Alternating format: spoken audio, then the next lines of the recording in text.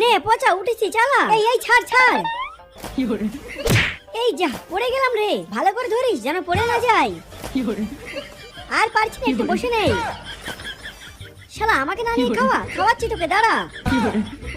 আরে শালা আমাকে ছাড়। আরে শালা সাইকেলটা এমন করে কেন? শালা আমাকে দাঁড় করিয়ে তুই মাছ ধরবি? আরে এই সাইকেলটা কি গাঁজা খেলো নাকি?